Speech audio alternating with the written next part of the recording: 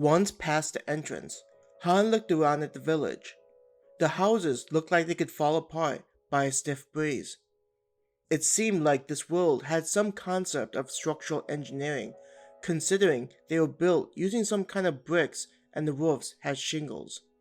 He expected the top of the houses to be created by thatching, but it looked like the technology in his kingdom had progressed.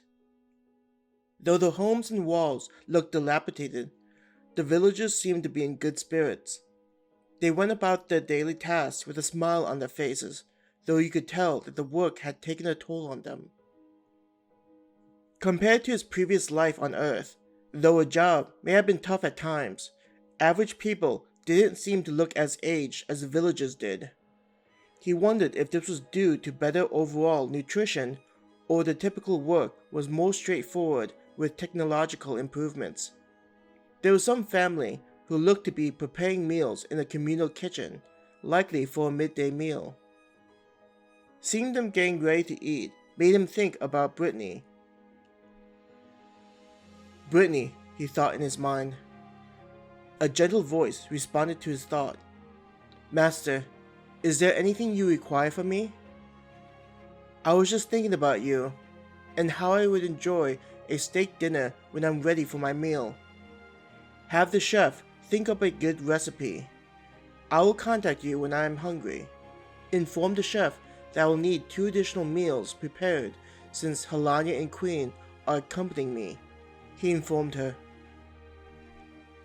I eagerly await your command. I will let the chef know about your wishes, Brittany acknowledged respectfully. The ability to just speak to whoever he wanted was extremely convenient, especially compared to using a phone.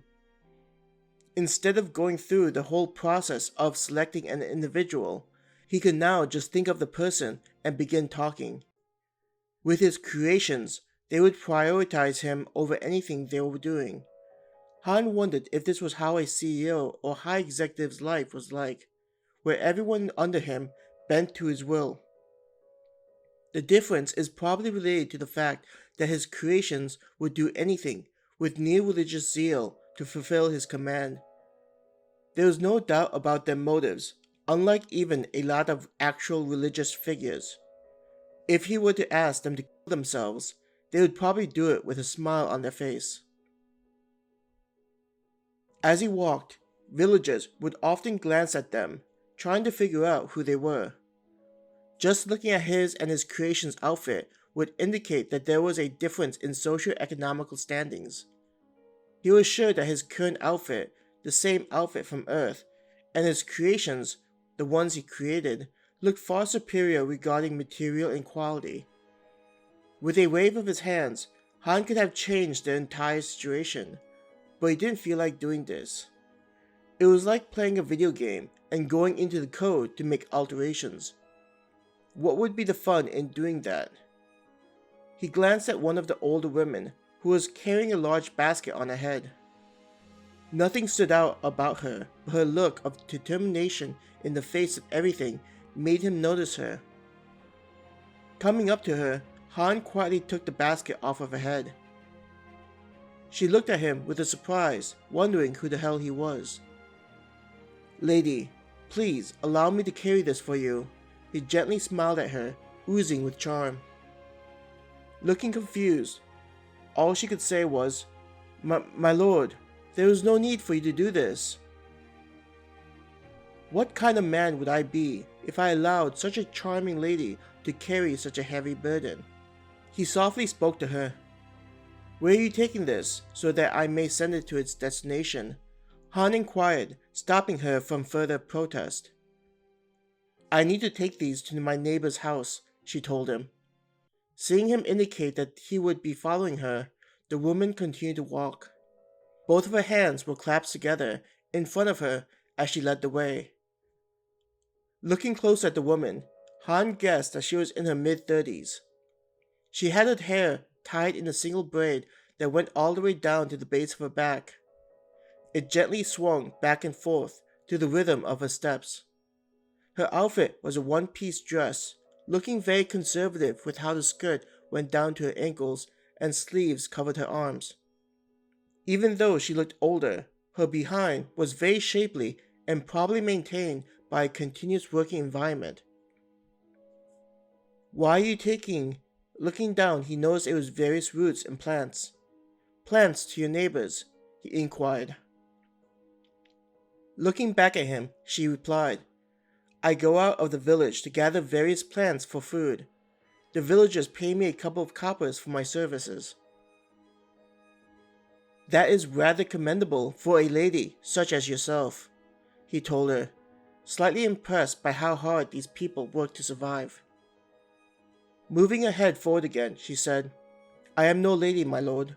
I am just a simple village woman. Do you have a husband or family to help you in your endeavors? He probed. Looking down, she murmured, My husband was killed by a monster in the forest near here. He would hunt them to gather various parts to trade with the traveling merchant.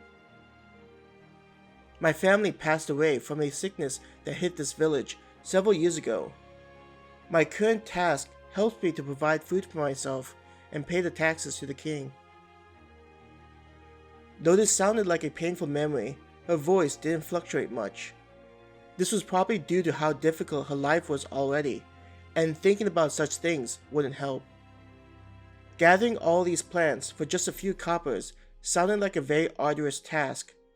His parents were very similar, having to work hard for meager pay compared to his friend's parents, who were often financially well off. Even with all his powers, he couldn't shake off the memories of his past and how powerless he often felt. The world felt like a playground for only a few, while everyone else was abandoned to squeeze out a living. He remembered having to sleep in his car while he was attending school because he couldn't afford a place to stay. A friend of his offered him to sleep on the floor for no rent, but his roommates demanded that he pay. Even though these people considered themselves to be pious individuals, they still demanded his money to pay for living like a homeless person. Scenarios like these made him question humanity and how they claimed to be altruistic but were self-serving. Reaching their destination, the woman knocked on the door of a neighbor. A fairly nice-looking man and woman answered the door. They saw who it was, and their face showed a faint look of disgust. It wasn't enough to make it visible, but Han had seen enough people look at him that way to be able to recognize it. I have returned with the food you have requested, the woman said, trying to sound upbeat. Glancing over at the basket Han was carrying, the woman sneered and said, You expect us to give you money for those pathetic plants? They look all butchered by your poor gathering skills. Even the last one we requested were all torn up and low quality, the man chimed in.